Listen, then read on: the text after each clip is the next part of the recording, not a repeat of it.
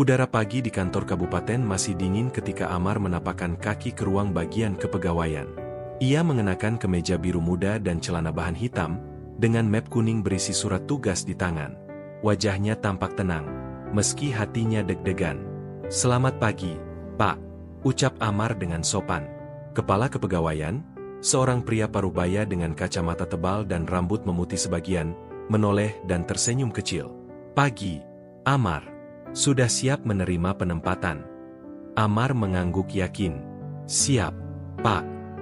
Lelaki itu membuka map di mejanya dan membacakan isi surat penempatan dengan suara mantap. "Baik, berdasarkan hasil seleksi CPNS dan kebutuhan daerah, Anda ditempatkan sebagai penyuluh KB di tepatnya di Desa Sukamaju, Kecamatan Cibatu." Amar sedikit terkejut. Ia tidak menyangka akan ditempatkan di desa yang begitu jauh dari tempat tinggalnya di kota tempat tinggalnya. Namun, ia tetap tersenyum dan berkata, "Terima kasih atas kepercayaan ini, Pak. Saya akan jalankan amanah ini sebaik mungkin." Perjalanan menuju Desa Sukamaju memakan waktu hampir 6 jam. Dari pusat kota, Amar harus naik bus umum hingga terminal kecamatan, lalu melanjutkan dengan ojek motor menyusuri jalanan berbatu dan menanjak yang membelah perbukitan hijau. Pemandangan yang tersaji sungguh memesona. Hamparan sawah terasering, suara gemericik sungai kecil, dan aroma tanah basah khas pedesaan yang menyapa hidung. Namun, kondisi infrastruktur jelas tertinggal. Banyak jalan berlubang, jembatan gantung yang tampak rapuh, dan rumah-rumah panggung sederhana yang masih berdinding anyaman bambu. Sesampainya di Balai Desa Sukamaju, Amar langsung disambut oleh Kepala Desa, Pak Darsa, pria berumur sekitar 50-an yang ramah dan berwibawa. "Selamat datang, Pak Amar," ucapnya sambil menjabat tangan Amar erat. "Kami sudah diberitahu oleh pihak kabupaten. Selamat bertugas di desa kami." Amar tersenyum dan menunduk sopan. "Terima kasih, Pak Kades. Mohon bimbingan dan bantuannya." Pak Darsa mengangguk. "Saya sudah siapkan tempat tinggal sementara di rumah salah satu perangkat desa. Kalau sudah nyaman, nanti bisa cari kontrakan sendiri. Kami di sini belum ada rumah dinas untuk penyuluh KB." Beberapa hari pertama Amar manfaatkan untuk mengenal lingkungan dan warga sekitar. Ia berkeliling dari satu dusun ke dusun lain, memperkenalkan diri dengan ramah, tak segan menyapa siapa saja yang ia temui. Petani di sawah, ibu-ibu yang menjemur pakaian, anak-anak yang bermain di pematang. Reaksi warga beragam. Beberapa menyambut hangat, terutama ibu-ibu muda yang antusias menyapa Amar. Tidak sedikit juga yang masih memandangnya dengan ragu, terutama kalangan tokoh adat dan tokoh agama yang masih memandang program KB sebagai sesuatu yang asing, bahkan menyesatkan. Namun Amar tidak menyerah. Ia tahu bahwa keberhasilannya sebagai penyuluh tidak hanya ditentukan oleh pengetahuan, tapi juga oleh kemampuan membangun hubungan, empati, dan kesabaran. Di sebuah sore, Amar menghadiri kegiatan posyandu di Dusun Ciburial. Di sana, ia melihat langsung bagaimana para kader bekerja keras menimbang bayi, mencatat data gizi, dan membagikan vitamin. Tapi ia juga melihat keterbatasan yang ada, alat ukur yang sudah usang, formulir yang nyaris habis, dan pengetahuan kader yang belum cukup memadai. Saat ia memperkenalkan diri di hadapan ibu-ibu yang hadir, suasana langsung berubah. "Wah, Pak Amar masih muda ya?" celetuk salah satu ibu, disambut tawa kecil yang lainnya. "Ganteng juga, seperti artis sinetron," tambah yang lain, menggoda. Amar hanya tersenyum sopan. Ia tahu, dalam suasana seperti ini, ia tidak boleh menanggapi dengan berlebihan. Ia langsung memulai penyuluhan singkat tentang pentingnya KB untuk kesejahteraan keluarga. "Program keluarga berencana bukan soal membatasi anak, ibu-ibu," katanya dengan suara tenang. "Tapi bagaimana kita bisa merencanakan jumlah anak, jarak kelahiran, dan pendidikan mereka agar keluarga bisa lebih sejahtera?" Mata ibu-ibu mulai berbinar. Mereka belum pernah mendengar penjelasan seperti itu sebelumnya. Seusai kegiatan, salah satu kader senior bernama Bu Nani menghampiri Amar. "Pak Amar, saya senang cara Bapak menjelaskan. Sederhana tapi kena. Biasanya warga susah paham." "Terima kasih, Bu Nani. Saya juga masih belajar. Kalau bisa, saya ingin sering ikut kegiatan Bu Nani supaya lebih tahu situasi di lapangan." Hari-hari berikutnya Amar mulai rutin terlibat dalam berbagai kegiatan desa, penyuluhan di posyandu, pengajian ibu-ibu, rapat desa, bahkan gotong royong membersihkan saluran air. Ia mulai dikenal bukan hanya sebagai penyuluh KB, tapi juga sebagai pemuda yang peduli dan merakyat. Namun tidak semua berjalan mulus. Suatu hari, Amar diundang menghadiri rapat RT bersama tokoh masyarakat. Saat ia memaparkan program KB secara lebih mendalam, seorang tokoh agama bernama Ustaz Syarif menyela. "Pak Amar, saya tidak ingin menyalahkan program Bapak. Tapi kami di sini punya nilai-nilai sendiri. Mengapa harus ikut KB? Bukankah anak itu rezeki dari Allah?" Amar tersenyum, tidak terkejut. Ia sudah mempersiapkan kemungkinan ini. "Betul, Ustaz. Anak memang rezeki dari Allah. Tapi sebagai manusia, kita juga diberi akal untuk merencanakan. Bukan untuk menolak, tapi mengatur agar yang lahir bisa tumbuh dengan sehat, dididik dengan baik, dan tidak kekurangan." Ustaz Syarif mengangguk pelan, tampak berpikir. Beberapa warga mulai tampak setuju. Setelah rapat, Amar tidak langsung pulang. Ia sengaja menghampiri Ustaz Syarif secara pribadi. "Maaf, Ustaz. Saya sangat menghormati pendapat Ustaz. Mungkin ke depan kita bisa duduk bareng, ngobrol santai soal KB dari sudut pandang agama." Ustaz tersenyum kecil. "Boleh. Saya juga tidak ingin menolak mentah-mentah. Mari kita belajar bersama." Seminggu kemudian, Amar kembali mendapat kejutan. Kepala desa mengajaknya ke rumah tokoh pemuda desa, Adang, yang dikenal karismatik namun cukup keras kepala. Amar datang dengan hati-hati. Namun pertemuan itu justru mencairkan suasana. Adang, yang awalnya tampak dingin, menjadi terbuka setelah Amar menjelaskan potensi program KB untuk memberdayakan ekonomi ibu rumah tangga dan mengurangi kemiskinan. "Kalau memang begitu, saya siap bantu," kata Adang. "Tapi jangan cuma teori. Tunjukkan ke warga kalau KB itu bisa bikin hidup lebih baik." "Insya Allah, Bang Adang," jawab Amar mantap. Bulan pertama berlalu dengan cepat. Amar kini sudah memiliki jadwal tetap penyuluhan, dibantu para kader dan tokoh masyarakat. Ia juga mulai menyusun program kerja jangka menengah, pembentukan kelompok dasawisma, pelatihan kader, dan penguatan posyandu mandiri. Di sebuah malam yang tenang, Amar duduk sendiri di beranda rumah kontrakan sederhana tempat ia tinggal. Ia memandangi langit desa yang penuh bintang, ditemani suara jangkrik dan angin sepa-sepa. "Berat juga, tapi indah," gumamnya pelan. Ia tahu, ini baru awal, tapi hatinya mantap. Di desa ini, ia tidak hanya menjalankan tugas, ia sedang membangun harapan. Hari itu mentari bersinar cerah di langit desa Sukamaju. Burung-burung berkicau riang di antara pepohonan, dan angin pagi menyapu lembut dedaunan pisang yang tumbuh subur di belakang rumah kontrakan Amar. Sejak subuh, ia sudah bersiap. Hari ini ia dijadwalkan hadir dalam kegiatan posyandu di Dusun Cibatu. Mengenakan kemeja putih bersih, celana bahan abu-abu gelap, dan sepatu pantofel hitam yang mulai berdebu karena medan desa yang belum beraspal, Amar melangkah dengan tenang ke balai dusun. Di tangan kirinya tergenggam map berisi materi penyuluhan, sementara tangan kanannya membawa tas berisi alat peraga KB yang ia pinjam dari balai KB kecamatan. Sesampainya di lokasi, suasana sudah cukup ramai. Ibu-ibu muda duduk berkelompok di bawah tenda sederhana. Anak-anak balita digendong atau dibiarkan bermain di bawah pohon.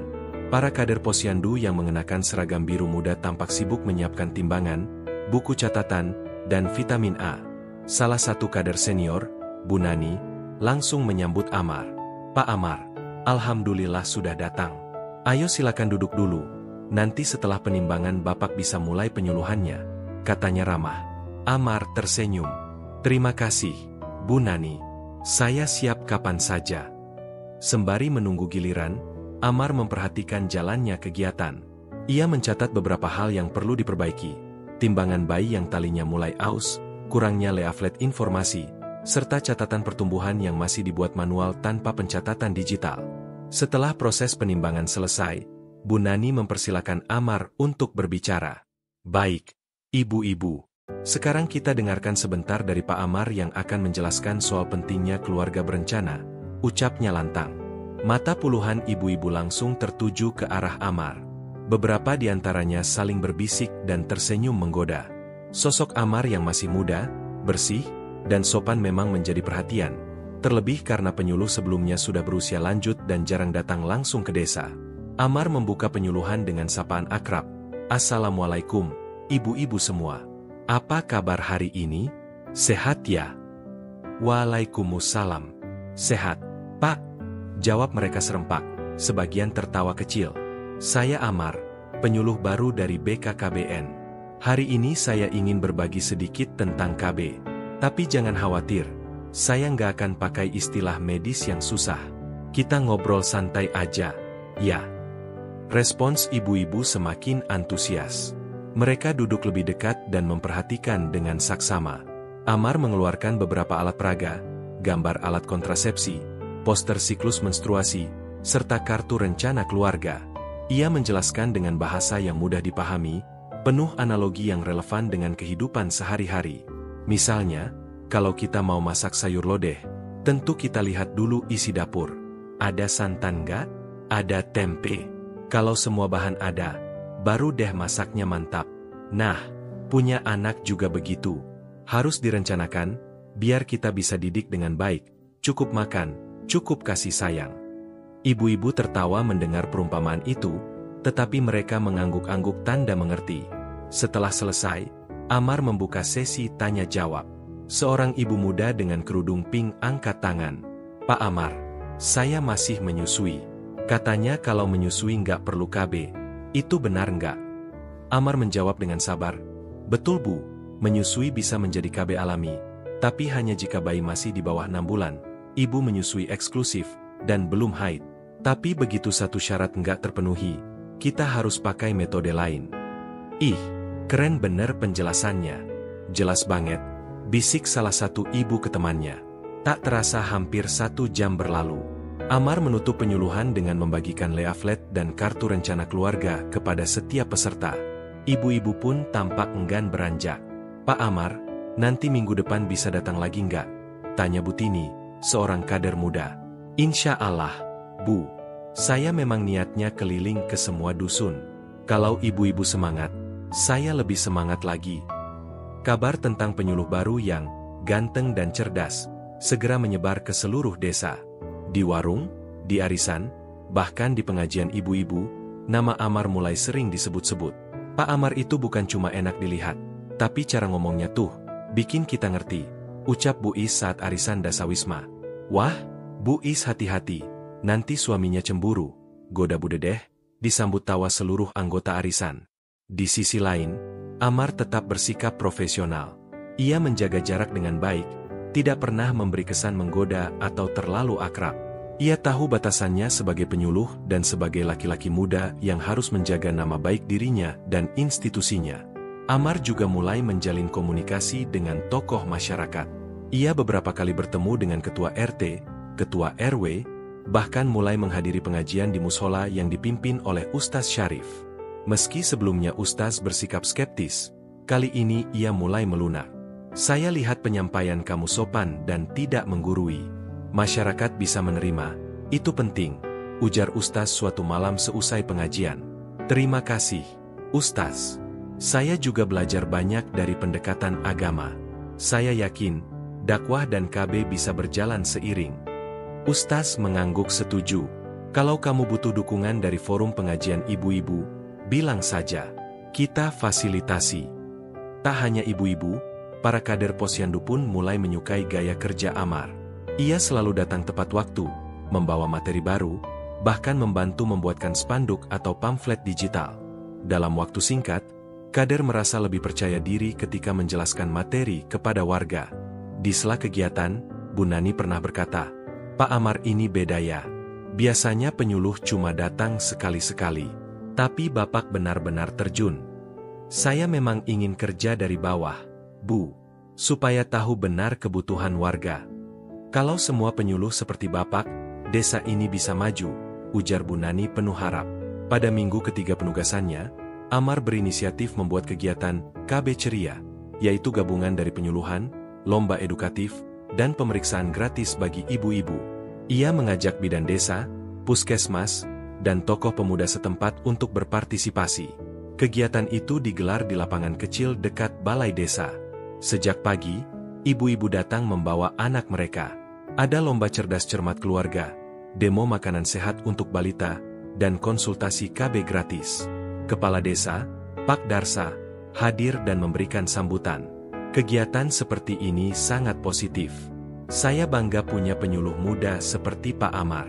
Bukan hanya pintar, tapi punya semangat membangun desa. Amar hanya tersenyum rendah hati. Salah satu bagian yang paling ramai adalah saat Amar mengadakan kuis dadakan. Ia menanyakan hal-hal sederhana tentang KB, dan yang menjawab benar diberi hadiah kecil berupa minyak goreng atau paket sembako. Ibu Siti, berapa jarak ideal antara dua kelahiran? Tanya Amar. 2 tahun, Pak, jawab Bu Siti. Salah, harusnya minimal 3 tahun, jawab Amar sambil tertawa. Sontak suasana pecah dengan tawa. Ibu-ibu saling berbisik sambil tertawa geli. Namun ada satu hal yang paling berkesan bagi Amar.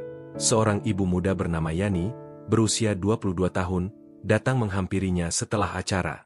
Pak, saya baru menikah setahun, tapi sudah hamil 2 kali. Yang pertama keguguran, yang kedua baru 4 bulan ini. Saya takut, katanya pelan. Amar mendengarkan dengan penuh empati. Ia lalu mengarahkan Yani untuk berkonsultasi dengan bidan, dan menyarankan menggunakan KB pasca melahirkan agar tubuhnya bisa istirahat. Jangan malu ya, Bu Yani, banyak ibu seperti ibu. Yang penting, kita mau belajar dan merencanakan, ujar Amar. Yani mengangguk, dan matanya berkaca-kaca. Terima kasih, Pak. Saya jadi lebih semangat. Malamnya, Amar menulis catatan harian di laptop tuanya. Hari ini salah satu hari terbaik. Warga mulai percaya. Ibu-ibu mulai bicara tentang KB tanpa takut. Aku tidak merasa seperti orang luar lagi. Mungkin, aku memang dilahirkan untuk pekerjaan ini. Ia menutup laptop, lalu menatap langit dari jendela. Di kejauhan, suara kentongan ronda terdengar pelan. Desa Sukamaju mulai tidur. Tapi benih perubahan telah tertanam. 2 bulan sudah Amar menjalani tugasnya sebagai penyuluh KB di Desa Sukamaju. Ia telah mengunjungi hampir semua dusun, menghadiri kegiatan posyandu, menyelenggarakan penyuluhan rutin, bahkan menjalin relasi dengan tokoh pemuda dan aparat desa. Di permukaan, semua tampak berjalan baik. Namun semakin dalam Amar masuk ke kehidupan masyarakat, ia menyadari bahwa masih ada lapisan masalah yang lebih rumit. Ia mulai menemukan resistensi dari sejumlah tokoh adat dan tokoh agama yang diam-diam tidak setuju dengan kehadiran program KB. Masalah itu mulai terasa saat Amar mengadakan penyuluhan di Dusun Cibeureum, daerah yang dikenal sebagai wilayah tertua di Sukamaju, tempat tinggal tokoh adat yang paling dihormati, Abah Arip. Hari itu Amar hadir tepat waktu. Seperti biasa, ia dibantu kader posyandu menyiapkan alat peraga di balai dusun. Namun, hanya sedikit warga yang datang. Kursi-kursi kosong tampak menganga. Bu Nani, yang juga datang mendampingi, berbisik pelan. Pak Amar, sepertinya banyak warga takut datang. Kata mereka Abah Arip tidak setuju dengan program KB. Amar mengernyitkan dahi. Kenapa, Bu? Apa yang dikhawatirkan? Bu Nani menunduk. Katanya, KB itu melawan kodrat, menolak rezeki dari Tuhan. Penasaran, Amar memutuskan untuk menemui langsung Abah Arip. Dengan ditemani Pak RT, ia datang ke rumah kayu besar berornamen khas yang berdiri di tengah kebun bambu. Seorang pria tua berusia sekitar 70 tahun, mengenakan iket dan sarung, menyambut mereka dengan dingin. Punten, Abah. Perkenalkan, saya Amar, penyuluh KB baru di desa ini, ucap Amar dengan sopan. Abah Arip hanya mengangguk tanpa senyum. Saya sudah dengar tentang kamu. Amar mencoba tetap tenang. Saya mohon izin, Abah, untuk bisa menjelaskan maksud program KB ini. Kami tidak berniat melawan adat atau agama. Abah Arip memandangi Amar tajam. Dulu, anak banyak itu tanda kekuatan. Kalau kamu batasi anak, siapa nanti yang akan bantu di sawah? Siapa yang jaga keluarga kalau sudah tua? Amar duduk bersila, menatap Abah dengan hormat. Betul, Abah. Tapi zaman sudah berubah. Sekarang, tanah warisan makin sempit, pendidikan makin mahal. Banyak anak, kalau tidak mampu merawat, malah jadi beban. Abah terdiam sejenak. Kamu masih muda. Mungkin kamu belum paham kehidupan di desa. Amar tersenyum kecil. Justru karena saya muda, saya ingin belajar. Saya tidak datang membawa perintah. Saya datang untuk berdialog. Melihat sikap rendah hati Amar, raut wajah Abah sedikit melunak. Ia mengangguk pelan, meski belum sepenuhnya menerima. Saya tidak bisa larang warga yang mau ikut KB, tapi saya juga tidak akan dukung.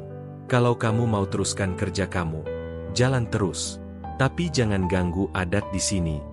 Kejadian serupa juga Amar alami ketika menghadiri pengajian di Musola Dusun Citamiang yang dipimpin oleh Ustaz Ahmad. Seusai pengajian, Amar diminta memberi penyuluhan singkat. Namun saat ia mulai bicara tentang pentingnya jarak kelahiran, Ustaz Ahmad langsung menyela. "Maaf, Pak Amar, tapi saya rasa tidak bijak bicara soal pembatasan anak di sini. Anak itu karunia, bukan proyek yang bisa direncanakan seperti bangun rumah." Amar berdiri tenang, tak ingin mempermalukan Ustaz Ahmad di depan jamaah. "Betul, Ustaz. Anak adalah karunia. Tapi bukankah setiap karunia perlu kita jaga dan rawat dengan baik? Kita merencanakan bukan untuk menolak, tapi supaya bisa mendidik lebih baik." Beberapa jamaah mengangguk pelan, tapi Ustaz Ahmad tetap terlihat tidak setuju. Seusai acara, Amar mendekatinya secara pribadi. "Maaf jika penyampaian saya tadi kurang berkenan, Ustaz." Ustaz Ahmad menatapnya dingin. "Saya tahu niat kamu baik, tapi jangan jadikan agama sebagai alat justifikasi. KB itu urusan dunia, bukan akidah." Amar tersenyum. "Saya tidak akan membawa-bawa agama jika tidak paham. Mungkin suatu saat kita bisa duduk bersama dan saya bisa belajar pandangan agama lebih dalam." Ustaz Ahmad tidak menjawab, hanya mengangguk kecil lalu pergi meninggalkan Amar yang termenung. Selain resistensi dari tokoh masyarakat, Amar juga menemukan bahwa banyak warga desa belum memahami kesehatan reproduksi secara benar. Dalam sebuah sesi penyuluhan, seorang ibu paruh baya bertanya dengan polos, "Pak, spiral itu dimasukkan ke dalam darah atau ke tulang belakang?" Pertanyaan itu membuat Amar sadar bahwa masih banyak mitos dan ketidaktahuan yang mengakar kuat. Dalam diskusi kelompok dasawisma, Amar pernah mendengar bisik-bisik ibu-ibu, "Kalau ikut KB suntik, nanti suami jadi nggak suka lagi, katanya bisa bikin tubuh bau obat." Atau ada juga yang berkata, "KB itu bikin mandul, nanti nggak bisa punya anak lagi." Amar menyadari bahwa tantangan terbesarnya bukan hanya menjelaskan, tetapi membongkar ketakutan dan prasangka yang sudah bertahun-tahun tertanam. Ia mulai membuat strategi baru. Amar menyusun materi penyuluhan lebih sederhana, dengan gambar dan cerita kehidupan nyata. Ia juga melatih para kader agar bisa menyampaikan pesan KB lewat percakapan sehari-hari. Ia memanfaatkan arisan ibu-ibu, pengajian, bahkan pasar desa untuk menyebarkan informasi secara informal. Salah satu ide cemerlangnya adalah membuat pojok KB di warung buati, tempat paling ramai di desa. Di sana ia menempelkan poster edukasi, menyediakan selebaran, dan memasang papan bertuliskan, "Konsultasi gratis, tanya KB sama Pak Amar." Lambat laun, perubahan mulai terasa. Beberapa ibu mulai datang diam-diam ke rumah Amar untuk bertanya lebih jauh. Mereka malu jika terlihat orang lain, tapi mereka ingin tahu. Seorang ibu bernama Rosmi, 35 tahun, datang dengan wajah bingung. "Pak Amar, saya bingung. Anak saya 7, yang kecil masih 2 tahun. Tapi saya nggak tahu cara KB yang cocok. Suami saya juga belum setuju." Amar menjawab dengan sabar. Ia mendengarkan cerita Rosmi sampai habis, lalu menyarankan metode yang sesuai dengan kondisi kesehatannya. Ia juga memberikan tips bagaimana mengajak suami berdiskusi. "Yang penting, ibu jangan takut. Perlahan saja, ajak bicara baik-baik, dan beri contoh dari keluarga lain yang sudah ikut KB." Beberapa hari kemudian, Rosmi datang lagi dengan senyum sumringah. "Pak, suami saya akhirnya setuju. Saya mau KB suntik." Itulah kemenangan kecil yang menguatkan Amar. Namun, tidak semua warga suka dengan pendekatan Amar. Beberapa orang yang merasa terganggu dengan semakin populernya program KB mulai menyebarkan isu negatif. "Pak Amar itu penyuluh KB doang, tapi gayanya seperti kepala desa," sindir seseorang di warung. "KB itu program asing. Jangan-jangan Amar ini cuma antek luar negeri yang mau hancurin budaya kita," tambah yang lain. Amar mendengar kabar itu dari Bu Nani. Wajahnya sempat muram. Ia merasa sedih, bukan karena dicibir, tapi karena niat baiknya belum bisa diterima semua orang. Namun, ia tidak menyerah. Ia mulai mencari pendekatan yang lebih membumi. Dalam sebuah diskusi di balai desa, ia mengusulkan agar program KB dikaitkan dengan peningkatan kesejahteraan. Kita bisa bentuk kelompok ibu-ibu pengusaha kecil. Yang ikut KB bisa dapat pelatihan, modal usaha, atau akses bantuan sosial. Jadi mereka merasakan manfaat langsung. Kepala desa, Pak Darsa, menyambut ide itu dengan antusias. Bagus, Amar. Kita coba gabungkan KB dengan program pemberdayaan ekonomi desa. Amar pun menghubungi Dinas Sosial Kabupaten, mencari peluang kerjasama. Ia juga mulai mendekati tokoh agama yang lebih moderat untuk berdiskusi santai tentang perspektif Islam dalam perencanaan keluarga. Setiap malam, ia membaca kitab kuning, artikel fikih, dan panduan resmi MUI soal KB. Ia tahu, pemahaman yang cukup akan jadi senjatanya dalam berdialog. Di tengah segala tantangan, Amar tetap menjaga semangat.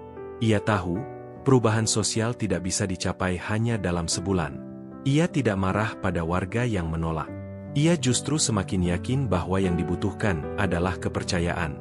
Dan kepercayaan tidak lahir dari pidato, tapi dari kehadiran, konsistensi, dan ketulusan. Di sebuah sore yang teduh, Amar menuliskan refleksi dalam buku catatannya. Mereka bilang aku terlalu muda.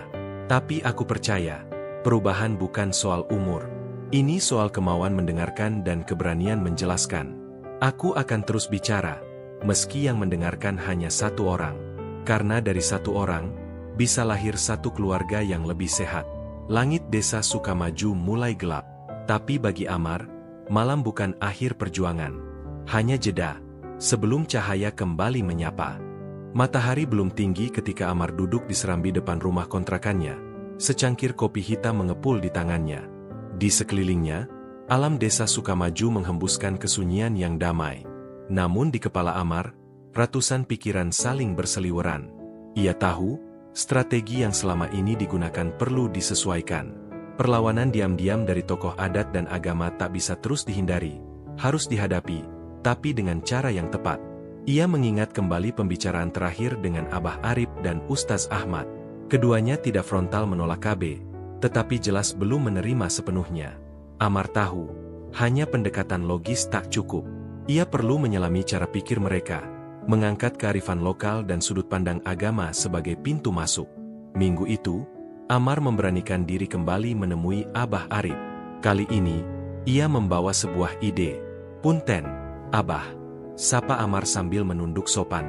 Saya datang bukan untuk bicara KB secara teknis, tapi ingin diskusi soal warisan budaya dan keberlangsungan keluarga desa. Alis Abah Arip sedikit terangkat. Topik itu terdengar lebih akrab di telinganya. Coba duduk.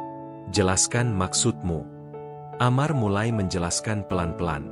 Abah, saya banyak belajar dari warga desa tentang sejarah keluarga-keluarga besar di sini. Tapi sekarang, sawah makin sempit. Tanah warisan dibagi-bagi, anak-anak malah banyak merantau ke kota karena di desa tak cukup lahan. Abah mengangguk kecil, menandakan ia mendengarkan. Kalau kita terus membiarkan kelahiran tak terencana, anak-anak justru makin jauh dari akar budaya. Mereka pergi karena tak ada ruang hidup di sini. Bukankah lebih baik sedikit anak, tapi dekat dan bisa dirawat baik, daripada banyak tapi tercerai-berai? Abah Arip menghela napas panjang. Itu benar. Tapi masyarakat belum siap menerima. Mereka pikir KB itu menyimpang dari adat dan syariat. Justru itu, Bah, kalau yang bicara hanya saya, mungkin warga ragu. Tapi kalau Abah yang bicara, mereka akan mendengar. Abah Arip menatap Amar lama, lalu berkata pelan, kamu pintar bicara. Tapi adat tidak bisa dipaksakan berubah cepat. Kamu harus pelan-pelan. Amar mengangguk. Saya mohon izin, Bah, kalau Abah setuju, saya ingin membuat kegiatan, temu adat dan keluarga, diskusi budaya yang membahas bagaimana keluarga tradisional bisa tetap lestari dalam zaman yang berubah. Setelah hening beberapa detik, Abah Arip menjawab, kalau kamu libatkan tokoh-tokoh lain, saya akan datang. Tapi jangan buat ini seperti seminar pemerintah. Amar tersenyum. Insya Allah, Bah, Saya akan buat ini jadi ruang warga, bukan ruang birokrasi. Selang seminggu, Amar mengatur acara, temu adat dan keluarga, di balai desa. Ia menyusun undangan khusus, bukan sebagai penyuluh KB, tapi sebagai fasilitator diskusi warga. Yang datang ternyata melebihi ekspektasi. Selain Abah Arip dan beberapa sesepuh, hadir juga para ibu dasawisma, pemuda Karang Taruna, dan beberapa ustaz dari dusun lain, termasuk Ustaz Syarif, ustaz yang sejak awal lebih terbuka dibandingkan Ustaz Ahmad. Acara dimulai dengan ngopi dan makanan ringan tradisional. Amar membuka diskusi dengan cerita tentang keluarga-keluarga Sunda zaman dahulu yang punya anak banyak, tetapi hidup di dalam satu tanah leluhur yang luas dan subur. Tapi sekarang, satu keluarga bisa pecah tanah jadi 4, bahkan 6. Akhirnya sawah jadi sempit, dan anak-anak tak bisa tinggal di kampung sendiri. Diskusi kemudian mengalir.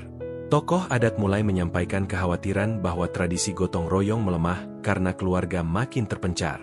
Ustaz Syarif menyisipkan pandangan Islam bahwa perencanaan keluarga adalah bentuk tanggung jawab, bukan penolakan terhadap rezeki. Salah satu maqasid syariah adalah menjaga keturunan, atau hifz al-nas, ujar Ustaz Syarif. Menjaga bukan berarti memperbanyak tanpa batas, tapi memastikan keturunan itu sehat lahir batin. Beberapa warga tampak manggut-manggut. Topik yang awalnya sensitif, kini dibicarakan tanpa beban. Abah Arip, yang selama ini diam, akhirnya angkat bicara. Saya pikir-pikir, benar juga. Yang penting bukan jumlah anaknya, tapi bagaimana anak-anak itu bisa hidup dengan baik, ngerti adat, ngerti tanggung jawab. Amar mengakhiri diskusi dengan usulan membentuk forum keluarga Sukamaju, wadah lintas tokoh yang membahas kebijakan keluarga berbasis nilai lokal. Semua setuju. Sukses dengan pendekatan adat, Amar lalu menyusun strategi untuk merangkul kelompok keagamaan. Ia tahu, sebagian penolakan KB datang dari kurangnya pemahaman terhadap dalil dan konteks agama. Ia pun memutuskan mendekati Ustaz Ahmad lagi, kali ini dengan senjata baru, tafsir dan fiqh keluarga. Ustaz, kata Amar dalam kunjungannya, saya membaca kitab fiqh al-usrah dari Mesir. Banyak ulama sepakat bahwa perencanaan keluarga dibolehkan dalam Islam, asal niatnya benar. Ustaz Ahmad semula diam, tapi matanya menatap penasaran. Amar melanjutkan, saya juga baca fatwa dari MUI dan NU. Bahkan ada hadis Nabi yang menyebut soal azal, sebagai bentuk perencanaan keluarga zaman dahulu. Ustaz Ahmad lalu mengambil kitab kuning dari rak. Kamu mau diskusi fiqh? Mari kita buka langsung.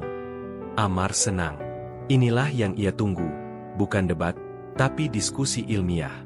Selama hampir 2 jam mereka berdialog. Amar tidak berusaha mengajari, hanya menunjukkan bahwa ia bersungguh-sungguh memahami sudut pandang agama. Perlahan-lahan, Ustaz Ahmad mulai melihat Amar sebagai mitra diskusi, bukan sebagai petugas negara. Di akhir pertemuan, Ustaz berkata, saya akan pikirkan kembali pendekatan saya.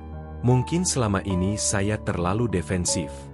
Amar menjawab lirih, saya hanya ingin masyarakat bisa seimbang, antara iman dan ilmu, antara adat dan realitas. Kepercayaan mulai tumbuh. Tokoh agama dan adat yang sebelumnya pasif, kini mulai ikut menyuarakan pentingnya perencanaan keluarga. Amar bahkan diundang untuk mengisi kultum di pengajian malam Jumat di Musola Al-Muhajirin. Tema yang ia angkat, keluarga bahagia dalam perspektif agama dan tradisi. Di sana, Amar tidak bicara tentang alat kontrasepsi. Ia bicara tentang amanah sebagai orang tua, pentingnya memberi nafkah yang cukup, dan bagaimana Rasulullah mendidik keluarga dengan cinta dan tanggung jawab. Semua dikaitkan dengan nilai-nilai lokal yang akrab di telinga warga. Pendekatan itu berhasil. Beberapa tokoh yang awalnya menolak KB, kini mulai merekomendasikan ibu-ibu muda untuk ikut program KB, terutama setelah melahirkan anak kedua atau ketiga. Program KB pun mulai bergeser dari sekadar alat kontrasepsi, menjadi perencanaan keluarga sejahtera. Amar menyesuaikan materi penyuluhan agar lebih menyentuh kebutuhan konkret warga. Ia menambahkan topik tentang manajemen keuangan keluarga, pentingnya pendidikan anak, dan pemahaman gizi untuk ibu hamil. KB tidak lagi berdiri sendiri, tapi menjadi bagian dari perjalanan keluarga menuju kesejahteraan. Dengan dukungan Forum Keluarga Sukamaju, Amar menyusun modul lokal isinya panduan praktis, berbasis adat dan nilai Islam, tentang membina keluarga dengan perencanaan yang matang. Kader Posyandu mulai membacakan modul itu saat kegiatan rutin. Bahkan beberapa pemuda Karang Taruna menyebarkannya dalam bentuk pamflet di acara ronda dan malam takbiran. Suatu siang, saat Amar sedang membantu Bu Nani merapikan berkas Posyandu, ia didatangi seorang lelaki tua dengan wajah yang dikenalnya. "Abah Arip." "Pak Amar." "Sapa Abah?"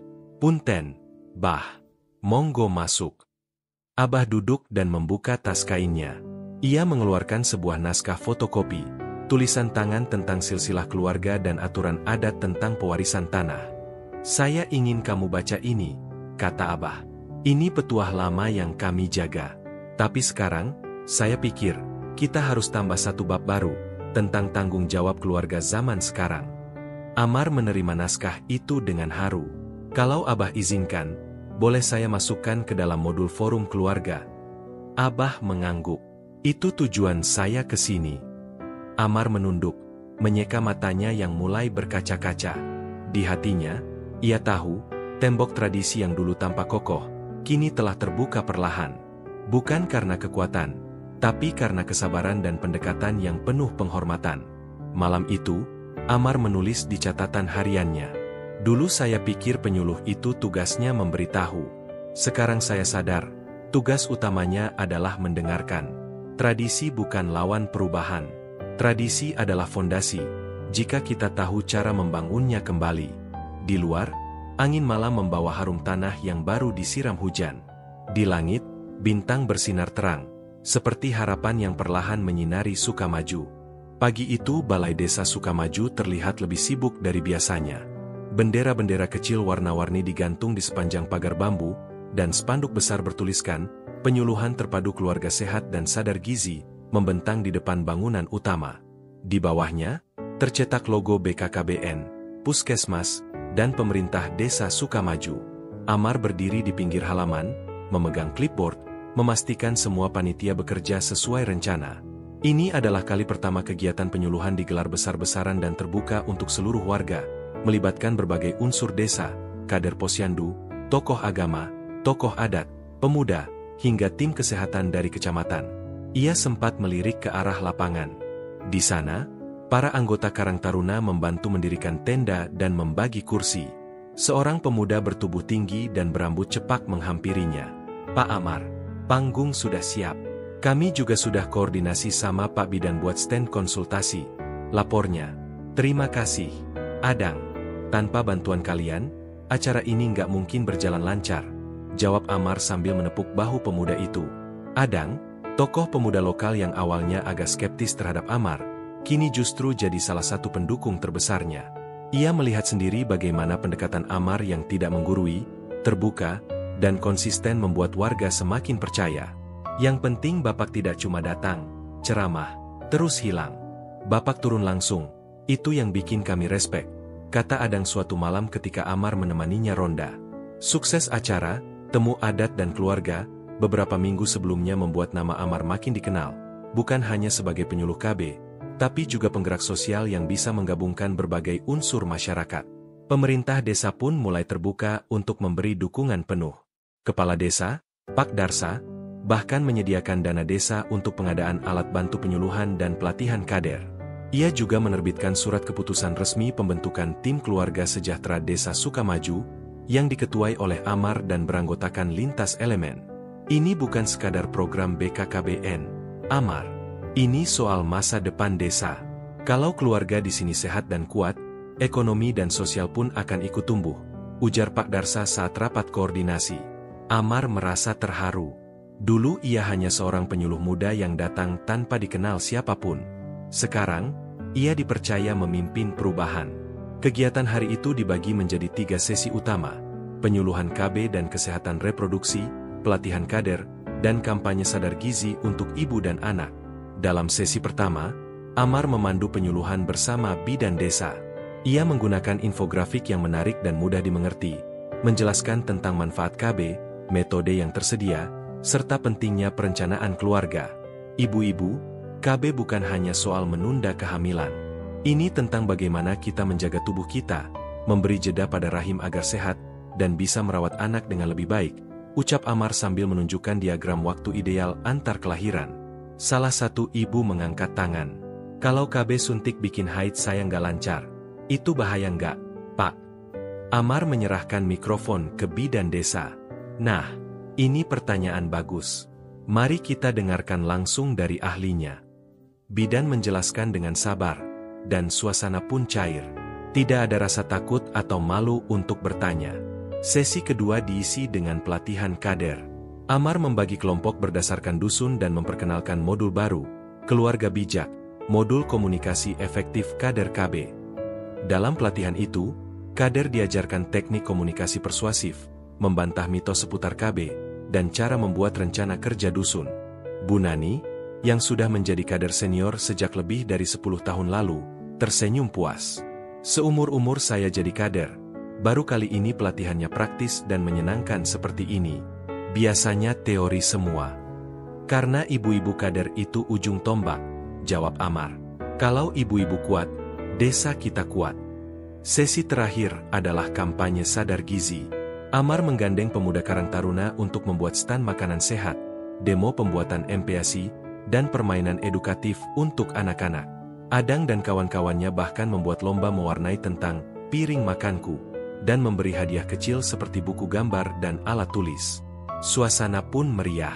Warga desa berdatangan bukan hanya untuk mendengar penyuluhan, tapi untuk menikmati suasana seperti festival. Ibu-ibu membawa anak-anak mereka, para ayah ikut mendampingi, dan para lansia duduk santai di kursi sambil berbincang. Di tengah keramaian, Amar berjalan berkeliling, menyapa satu persatu. Ia tahu, pendekatan personal lebih efektif dari 1000 banner atau brosur. Pak Amar, saya mau mulai KB bulan depan, tapi bingung mau pakai yang mana, kata seorang ibu muda. Datang saja ke puskesmas, Bu. Nanti saya temani, jawab Amar dengan senyum.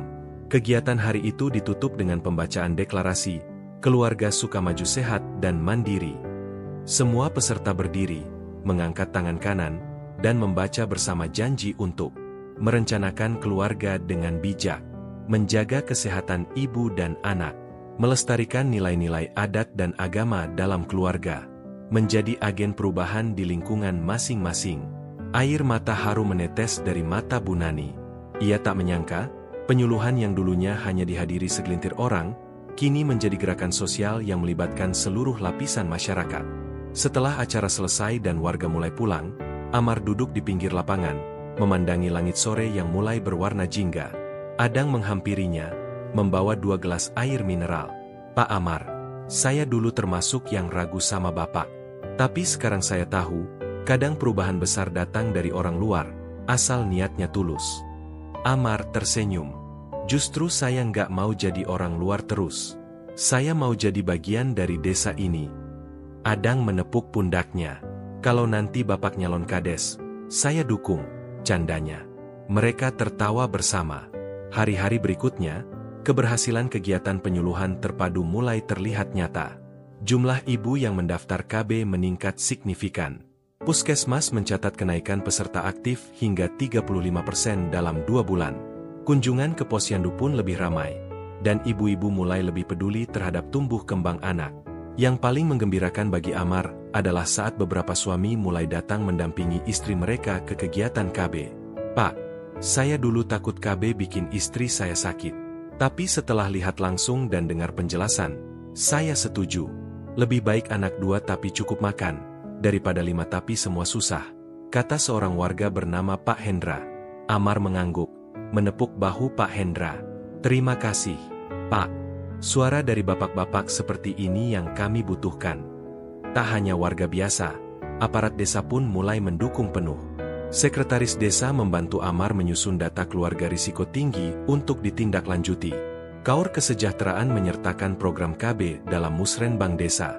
Bahkan, BPD, Badan Permusyawaratan Desa, mengusulkan agar salah satu indikator pembangunan desa adalah tingkat partisipasi KB dan angka kunjungan posyandu.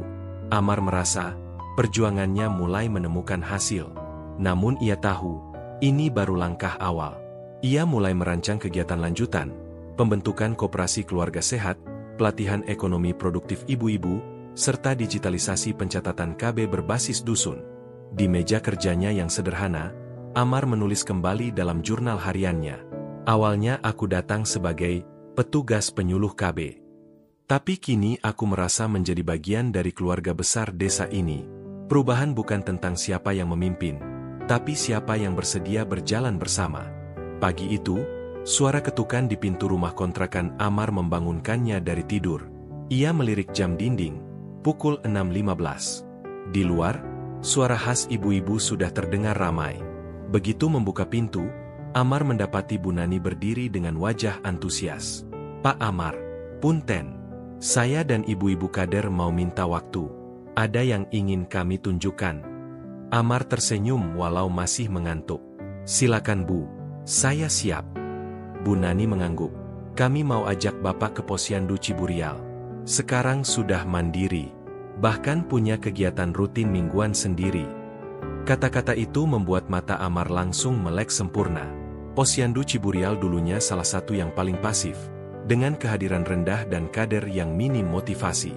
Fakta bahwa mereka kini aktif dan mandiri adalah kabar luar biasa.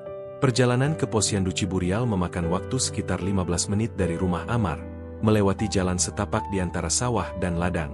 Sesampainya di sana, Amar disambut pemandangan yang membuat hatinya menghangat. Di depan sebuah rumah panggung yang dijadikan balai kegiatan, puluhan ibu dan anak-anak berkumpul. Spanduk warna-warni bertuliskan, "Posyandu sehat, ibu cerdas, anak kuat," terbentang di depan.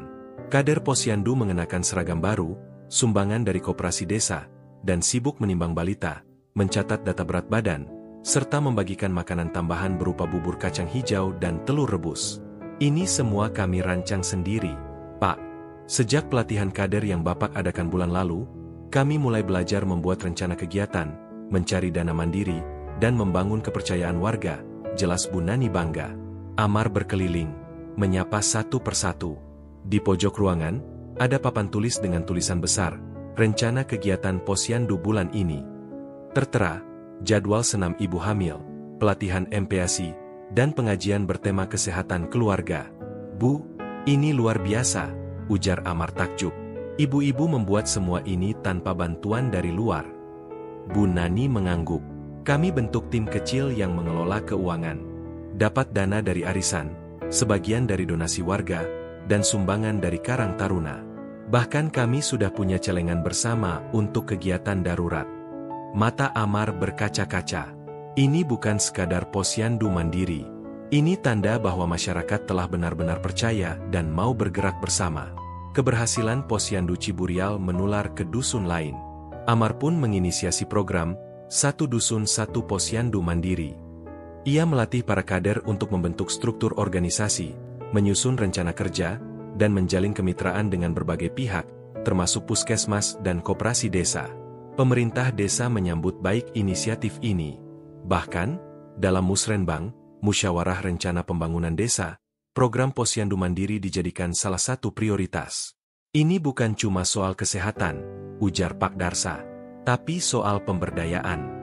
Ketika ibu-ibu desa bisa memimpin dan mengelola sendiri, maka desa jadi lebih kuat." Untuk mendukung program ini, Amar bekerja sama dengan Karang Taruna untuk membuat rumah edukasi keluarga, sebuah bangunan sederhana yang difungsikan sebagai pusat informasi KB, gizi, parenting, dan pelatihan usaha rumahan. Di sana, setiap minggu diadakan pelatihan seperti membuat keripik pisang, sabun cuci, bahkan hidroponik skala rumah tangga.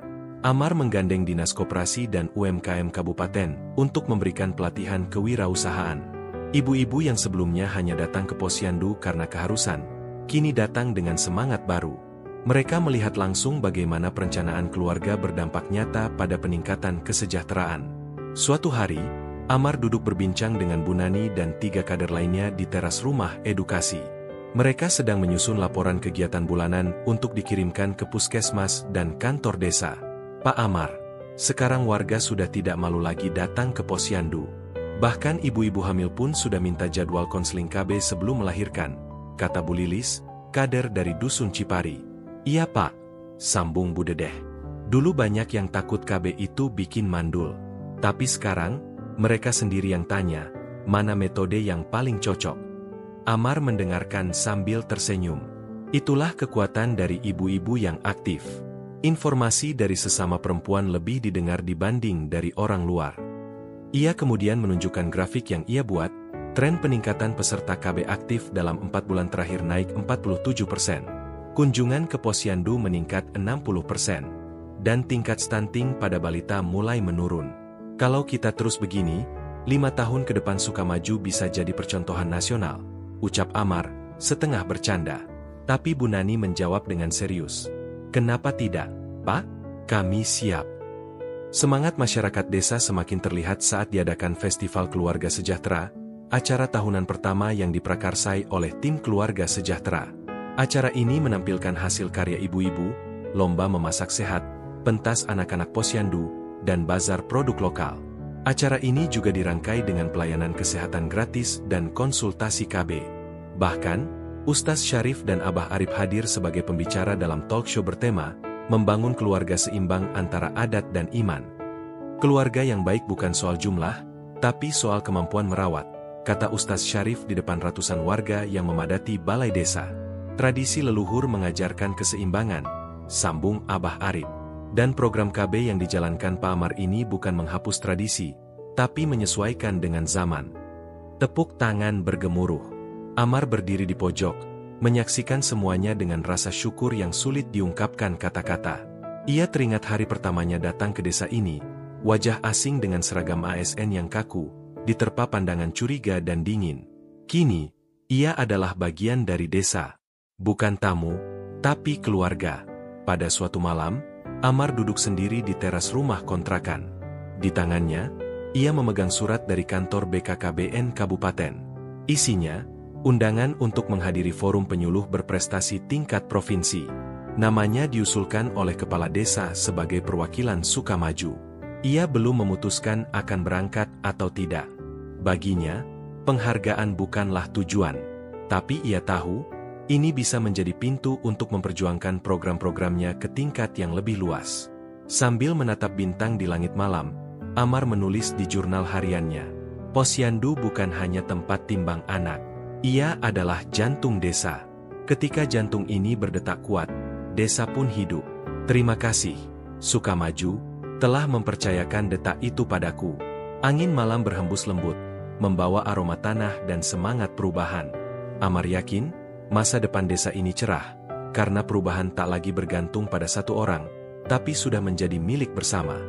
Langit Bandung tampak labu saat Amar melangkah keluar dari gedung BKKBN Provinsi. Di tangannya, tergenggam erat sebuah piagam penghargaan dengan bingkai kayu coklat bertuliskan, Penyuluh Keluarga Berencana Inspiratif Tingkat Provinsi Jawa Barat tahun 2025. Sesaat ia terdiam di anak tangga, memandangi lalu lalang orang-orang yang tampak terburu-buru. Pikirannya masih terbayang wajah-wajah warga desa Sukamaju, Bu Nani, Adang, Pak Darsa, Bu Yani, bahkan Abah Arif dan Ustaz Syarif. Mereka adalah bagian dari kisah yang membawanya sampai ke sini. Beberapa minggu sebelumnya, Amar tidak tahu menahu tentang pencalonan dirinya.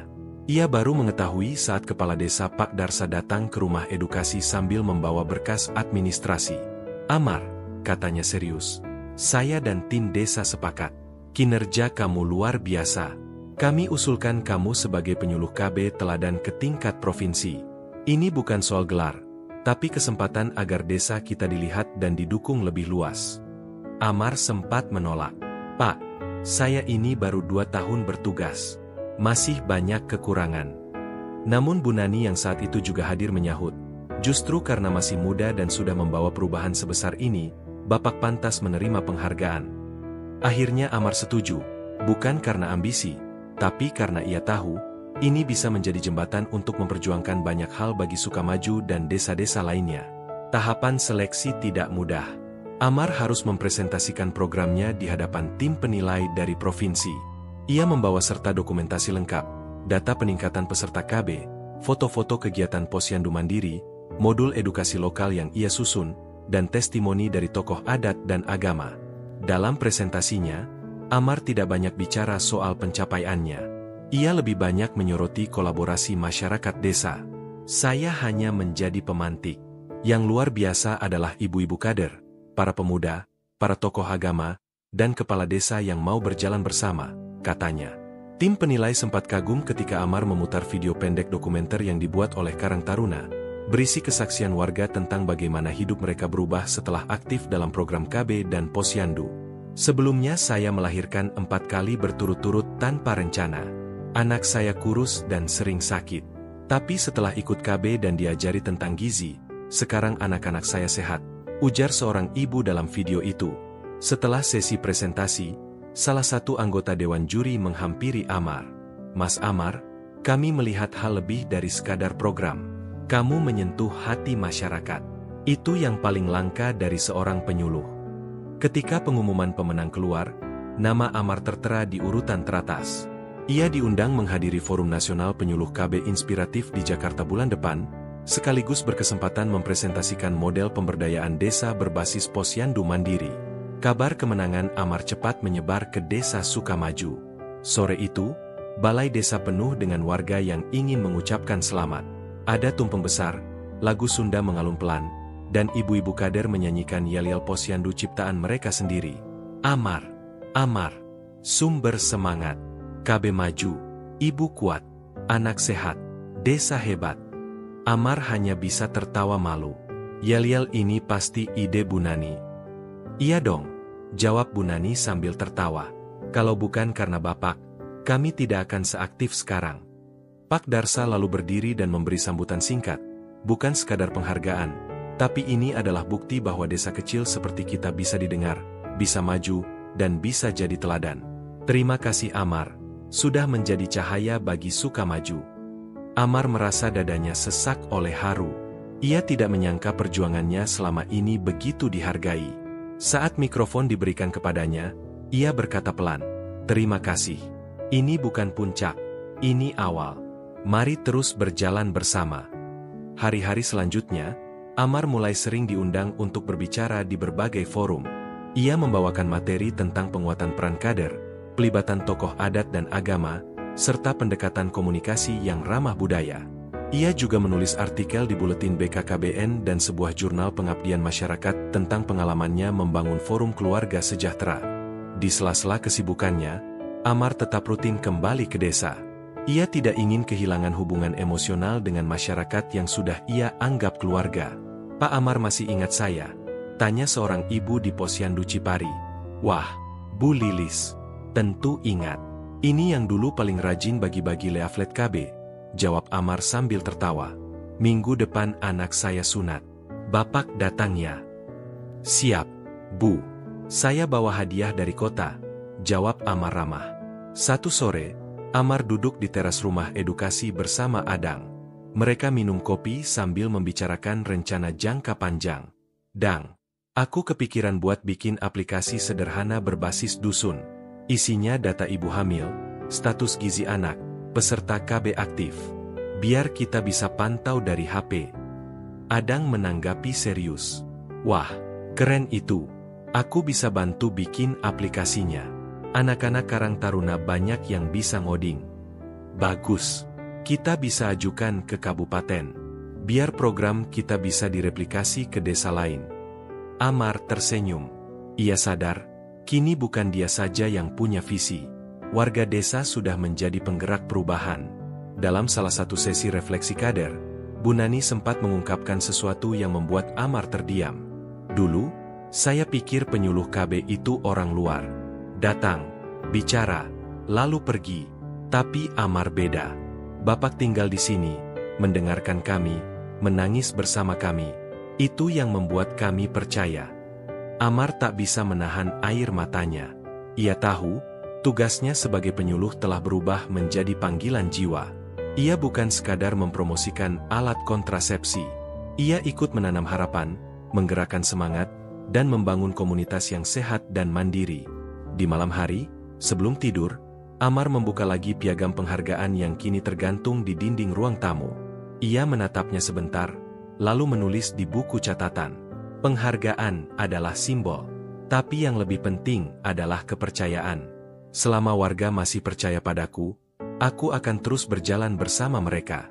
Di luar jendela, suara kodok sawah bersahutan. Desa Sukamaju tidur dalam damai. Desa kecil yang dulu menyambut Amar dengan ragu, kini menjadi tempat yang memberinya arti hidup. Dan Amar, sang penyuluh muda, telah membuktikan bahwa perubahan tak selalu datang dari atas. Kadang, ia lahir dari pelan-pelan mendengarkan, dari keberanian menyapa, dan dari ketulusan untuk tinggal, saat yang lain hanya singgah. Matahari pagi perlahan merambat naik dari balik bukit kecil di ujung desa Sukamaju.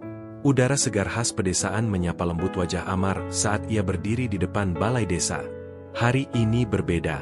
Warga sudah mulai berkumpul, beberapa kader tampak berseragam lengkap, anak-anak berlarian di halaman sambil tertawa, dan para tokoh desa duduk rapi di kursi yang disusun membentuk setengah lingkaran. Hari ini adalah hari perpisahan. Amar akan dipindah tugaskan ke daerah lain, mengikuti arahan dari kantor pusat BKKBN. Tapi di desa Sukamaju, ini bukan sekadar mutasi, ini adalah momen mengantar pulang seorang sahabat, guru, dan penggerak perubahan. Beberapa hari sebelumnya, kabar tentang perpindahan Amar menyebar cepat. Reaksi warga beragam. Bu Nani bahkan menangis saat pertama kali mendengar. "Pak Amar, kok cepat sekali," katanya dengan suara bergetar. "Kami belum siap." "Saya pun belum siap, Bu," jawab Amar pelan. "Tapi tugas negara harus dijalankan. Dan yang lebih penting, sekarang desa ini sudah mampu berjalan sendiri. Sudah mandiri." Kepala desa Pak Darsa sempat mengajukan surat penolakan pemindahan, tapi Amar menjelaskan bahwa tugas berikutnya adalah menyebarkan keberhasilan Sukamaju ke desa-desa lain yang membutuhkan. "Kalau saya hanya diam di sini, perubahan hanya berhenti di satu titik. Tapi kalau saya bisa bawa semangat Sukamaju ke tempat lain, bukankah itu juga bagian dari perjuangan kita?" Beberapa hari menjelang kepindahan, Amar mulai menyusun dokumen transisi. Ia menunjuk Bu Nani sebagai koordinator Forum Keluarga Sejahtera, dan Adang sebagai penggerak digitalisasi data keluarga. Ia juga memberi pelatihan intensif terakhir untuk kader baru yang kini berjumlah lebih dari 30 orang. Dalam sesi pelatihan itu, Amar berkata, "Perubahan bukan tergantung pada satu orang, tapi pada sistem yang berjalan. Tugas saya mungkin selesai di sini, tapi misi kita masih panjang." Sebagai bentuk warisan, Amar menyusun buku pedoman keluarga Sukamaju Mandiri, kumpulan praktik baik, strategi komunikasi, dan sistem pelaporan yang bisa dijadikan referensi kader dan pemerintah desa di masa depan. Buku itu juga memuat kisah inspiratif dari warga, kisah Bu Rosmi yang berhasil mengatur keuangan keluarga setelah ikut KB, kisah Pak Hendra yang kini menjadi pelopor ayah siaga, dan kisah para pemuda Karang Taruna yang menjual hasil kerajinan ibu-ibu posyandu melalui platform digital. Pagi perpisahan itu, suasana di balai desa begitu hangat. Warga datang membawa makanan kecil, hasil tani, dan bahkan beberapa hadiah sederhana untuk Amar, seperti selendang tenun khas desa, sekeranjang pisang dari Pak Usman, dan surat ucapan tangan dari anak-anak SD.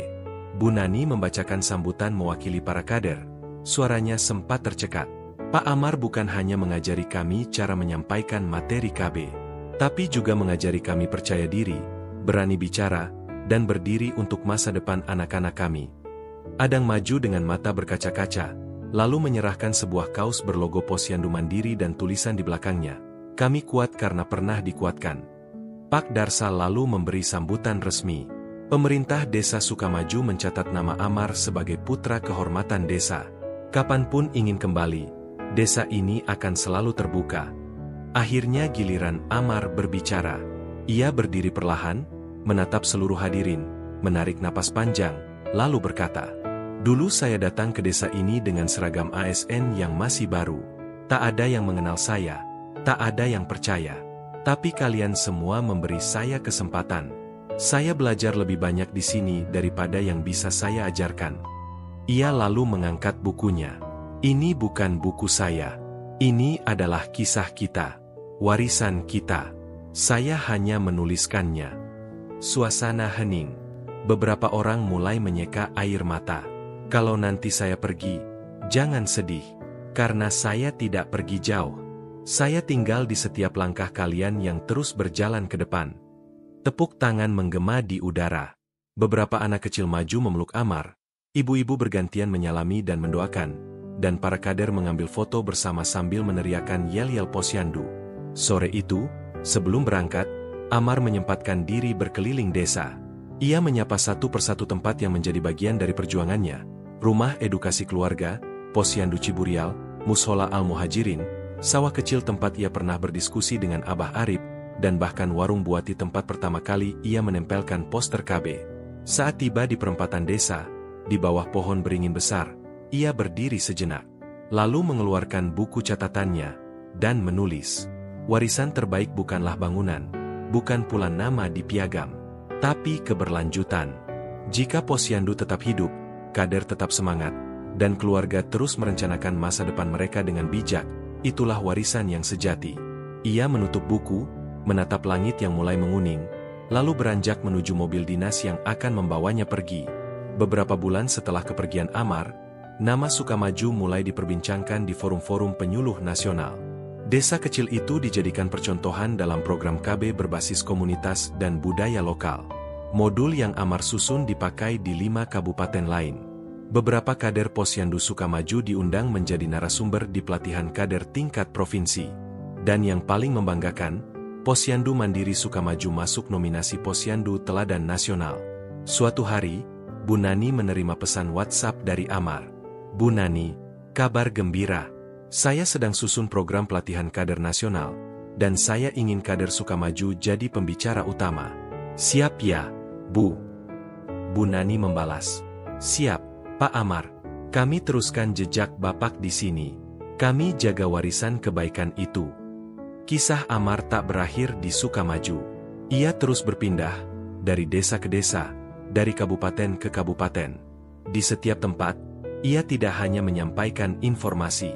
Ia mendengarkan, merangkul, dan mengajak masyarakat menjadi bagian dari perubahan.